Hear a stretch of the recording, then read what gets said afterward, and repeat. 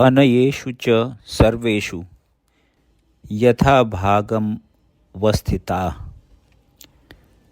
भीष्ममेवाभिरक्षितु भवन्तः सर्व एव ही।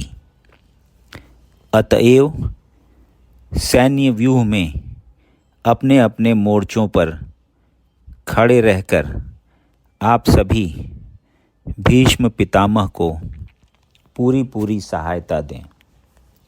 तात्पर्य: भीष्म पितामह के शौर्य की प्रशंसा करने के बाद दुर्योधन ने सोचा कि कहीं अन्य योद्धा यह न समझ लें कि उन्हें कम महत्व दिया जा रहा है। अतः दुर्योधन ने अपने सहज कूटनीतिक ढंग से स्थिति संभालने के उद्देश्य से उपर्युक्त शब्द कहे। उसने बलपूर्वक कहा कि भीष्मदेव निस्संदेह महानतम योद्धा हैं, किंतु अब वे वृद्ध हो चुके हैं। अतः प्रत्येक सैनिक को चाहिए कि चारों ओर से उनकी सुरक्षा का विशेष ध्यान रखे। हो सकता है कि वे किसी एक दिशा में युद्ध करने में लग जाएं और शत्रु इस व्यस्तता का लाभ उठा ले। अतः यह आवश्यक है कि अन्य योद्धा मोर्चों पर अपनी अपनी स्थिति पर अडिग रहें और शत्रु को व्यूह न तोड़ने दें। दुर्योधन को पूर्ण विश्वास था कि कुरुओं की विजय भीष्मदेव की उपस्थिति पर निर्भर है। उसे युद्ध में भीष्मदेव तथा द्रोणाचार्य के पूर्ण सहयोग की आशा थी, क्योंकि वह अच्छी तरह जानता था कि इन दोनों ने उस समय एक शब्द भी नहीं कहा था जब अर्जुन की पत्नी द्रौपदी को असहाय अवस्था में भरी सभा में नग्न किया जा रहा था, और जब उसने उनसे न्याय की भीख मांगी थी।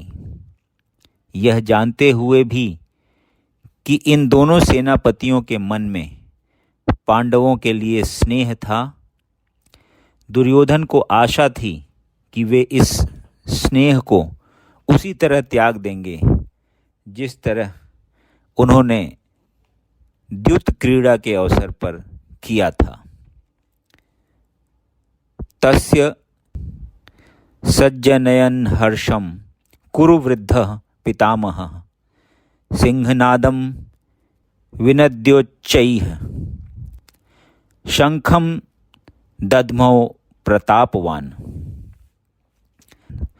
तब कुरुवंश के वयोवृद्ध परम प्रतापी एवं वृद्ध पितामह ने सिंह गर्जना की सी ध्वनि करने वाले अपने शंख को उच्च स्वर से बजाया, जिससे दुर्योधन को हर्ष हुआ।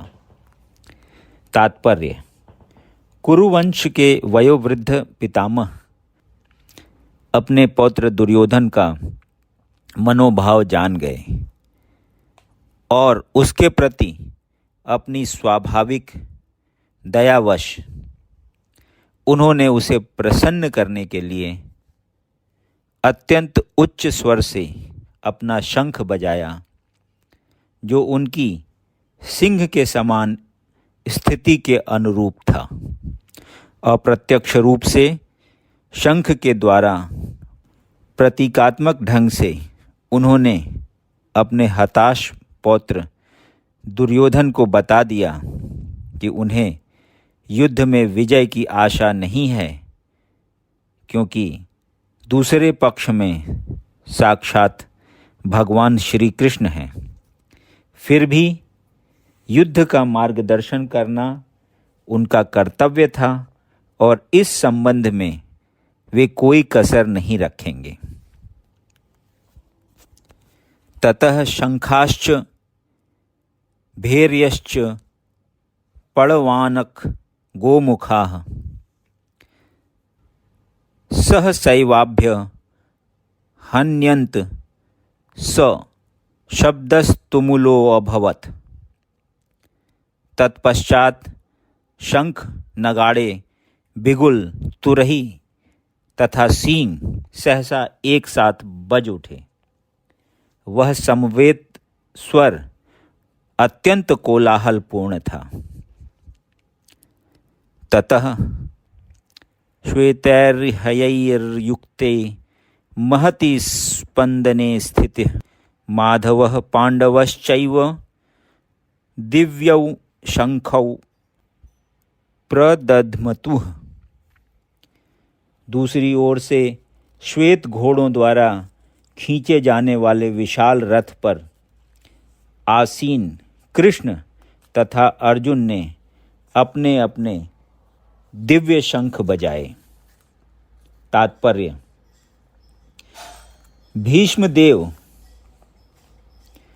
भीष्मदेव द्वारा बजाए गए शंख की तुलना में कृष्ण तथा अर्जुन के शंखों को दिव्य कहा गया है। दिव्य शंखों के नाद से यह सूचित हो रहा था कि दूसरे पक्ष की विजय की कोई आशा न थी, क्योंकि कृष्ण पांडवों के पक्ष में थे। जयस्तु पांडुपुत्राणाम येषां पक्षे जनार्दनः। जय सदा पांडु के पुत्र जैसों की होती है, क्योंकि भगवान कृष्ण उनके साथ हैं, और जहाँ जहाँ भगवान विद्यमान हैं वहीं वहीं लक्ष्मी भी रहती हैं, क्योंकि वे अपने पति के बिना नहीं रह सकती। अतः जैसा कि विष्णु या भगवान कृष्ण के शंख द्वारा उत्पन्न दिव्य ध्वनि से सूचित हो रहा था, विजय तथा श्री दोनों ही अर्जुन की प्रतीक्षा कर रही थीं। इसके अतिरिक्त जिस रथ में दोनों मित्र आसीन थे वह अर्जुन को अग्नि देवता द्वारा प्रदत्त था, और इससे सूचित हो रहा था कि तीनों लोकों में जहाँ कहीं भी यह जाएगा वहाँ विजय निश्चित है। यदि आपको यह वीडियो पसंद आया तो इसे लाइक करें और ऐसे ही और वीडियो देखने के लिए इस चैनल को सब्सक्राइब करें।